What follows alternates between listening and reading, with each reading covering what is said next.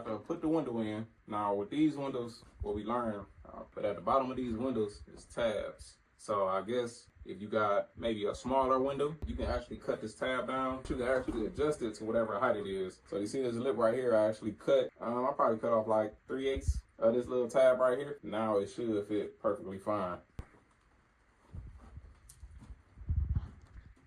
We're gonna go bottom in first.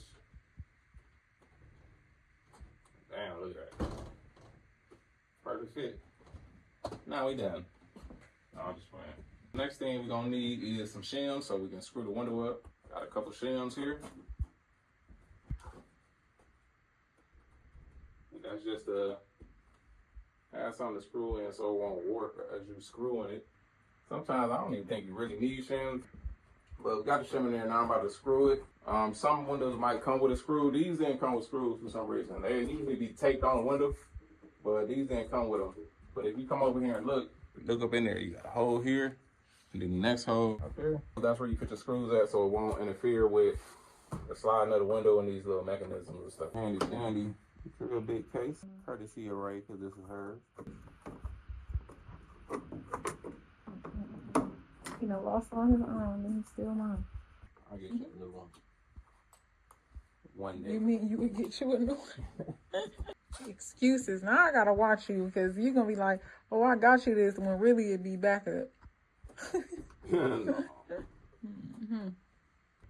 right, so y'all see, move that rope out the way because if I leave it there, it'll get shredded by this screw.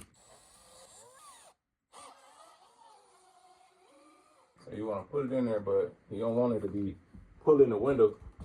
You want to grab a level and make sure your window is actually level, because if it ain't, then you're gonna need to adjust it. Pretty much on the money, that bubble got to be right in the middle. This one got a bigger gap, as you can see. You got a window and they got big gap on there, even like a small gap. You could buy this here, which is called backer rod. Stuff it in there to kind of fill in those big gaps. And then when you spray foam it, it'll still be sealed. I think I'm gonna use some of this. Take your backer rod and you just stuff it inside that gap.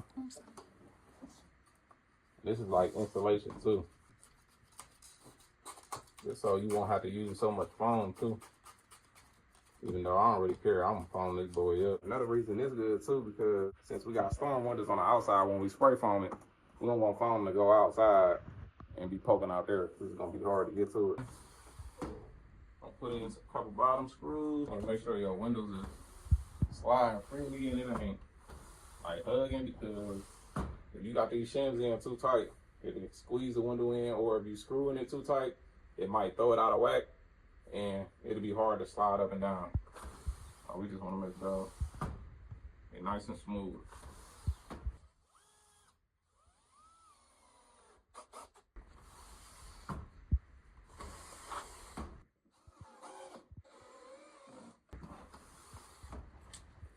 It's a little tight, and it's probably the shim. There we go. Crazy how windows gonna need 4 screws. Then you can take your blade and score these shims, break them off. Get that thing out of here. That's it. Now the window in, nice and strong. Now we can seal it up with some spray foam. That round. Couple options we have when it comes to spray foam. You just can't get any one, because some spray foam, when they expand, is like pretty strong and it'll bow that window. So you want to get some that say window and door, just because this has like low expansion, so it won't push in the window. I like to grab this one here. You can see this top is different. This one comes with a little nozzle that you can put on there. This one here is just if you have a spray gun. This can right here screws on top of this spray gun, and it'll allow me to use this pretty much all day. So these here tend to clog up, like this little tube right here. These is kind of like a one-time use, because once you use this, the foam is gonna get hard in this tube and you can't use it no more. So I like doing this one because I use it a lot.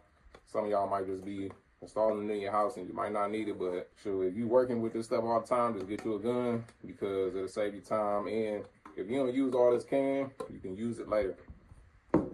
But that stuff right there is like a one-time use. Once you use it, you might just have to find another straw or something like that. But then this here, if you got a gun, You got to get this foam cleaner, clean this stuff out of here, because it'll just gook up in there and you won't be able to use the gun no more. I like using this one here because it has some additives in it. So for pests, keep out the water, of course, all season, fill the drafts, all that good stuff. But just make sure it say window and door when you're using it on the window. Inside these gaps right here. So you want to just take your gun, squeeze, and then just fill in all those gaps. Go all the way around, make sure there's enough in there. One thing I like to do before we start spray foaming is get a piece of tape and tape this window frame, because this stuff could be hard to clean off.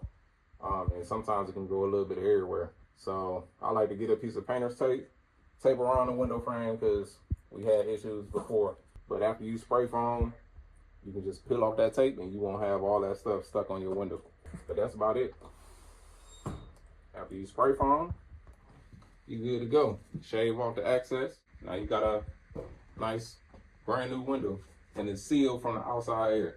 So that's why it's very important to use this spray foam. So you get no little buzz coming in and no air from the outside. And if you got a good quality window, now you ain't got to worry about feeling breezes and stuff like that come through. Your house gonna be nice and warm or cold, whatever you want to do. What products you would have used, let me know, because it can help us out. So we always like finding new products and all that good stuff. But if you dislike it, dislike it. If you like it, like it. And let us know why. Let us know what you think I did wrong. Congratulations, you did it right. A lot of people like to tell you when you did something wrong. They don't like to tell you when you did it right. It is a bunch of people that be telling us in person. All gas, let's skate.